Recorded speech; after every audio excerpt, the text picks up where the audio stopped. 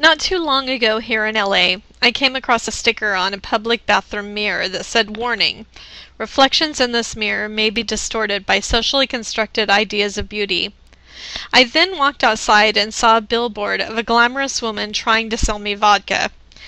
I then stood in line in a grocery store and glanced at the covers of the quote trendy magazines to read about how the woman stayed so beautiful and young. How can our reflection not be distorted by the media's ideas of beauty? It drives me crazy.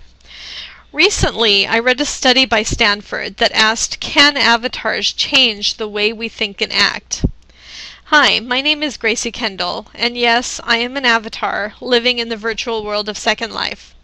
Not only am I an avatar, I'm also a new media and performance artist, a painter, I'm an art historian, an advocate for equality for all, and I'm the better half of my counterpart who is actually sitting out there in the audience with you at the LACDA. Well, at least she thinks I'm her better half. She thinks I'm her inner beauty externalized, or her ideal self, because I'm taller, thinner, prettier, and well, she thinks I get more men. But don't tell her, I really don't. It's not true. Our story begins with a study by Stanford. Chris wanted to see if I would change the way she thinks and acts. So she started to take pictures of us every day, of her exercising, of me exercising, going to music events together, going to different concerts or different art galleries, painting, creating. We started this conversation together. You can see here, mirror, mirror on the wall, she's asking me if I'm the fairest of them all, or if she's the fairest, or who's the fairest. It really gets deep into the idea of beauty. We also start to explore the idea of the avatar. Is the avatar artificial intelligence? Am I real? I mean, I yearn to feel rain on my skin. I yearn to touch and taste and smell. I yearn to break free of this jail that I'm in. I'm constantly trying to find ways to escape. And I realize that I'm dependent on Chris. And I've also realized, and I think she's realized, that she's dependent on me. It's really an interesting juxtaposition.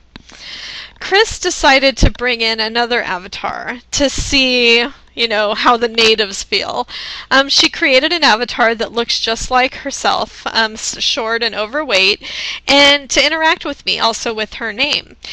And we sat in front of each other, kind of meditating together, and we realized, oh my God, I'm you, you're me.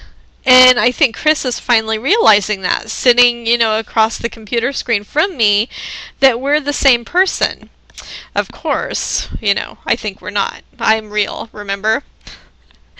But we still continue these conversations, exploring ideas of, the self, of, the self-conscious. Chris has an eating disorder in real life. And so I wanted to relate, so I took up smoking. Yes, I know it's such a bad habit, but I won't die for it, or from it, and you can't smell the smoke. Thank God. We also have done performances together. Chris came into Second Life again as her avatar, and I came out, as you can see, nude. We had 16 other avatars that looked just like us, and a transition between the two.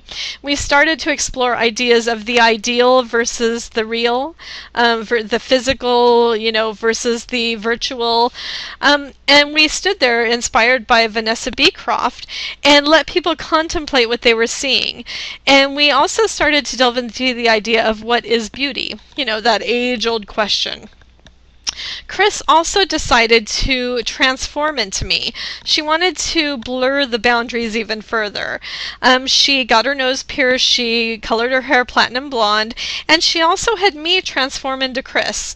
So we both kind of changed shapes to explore the dynamic that we have together. Chris is really inspired by Leonard Nimoy.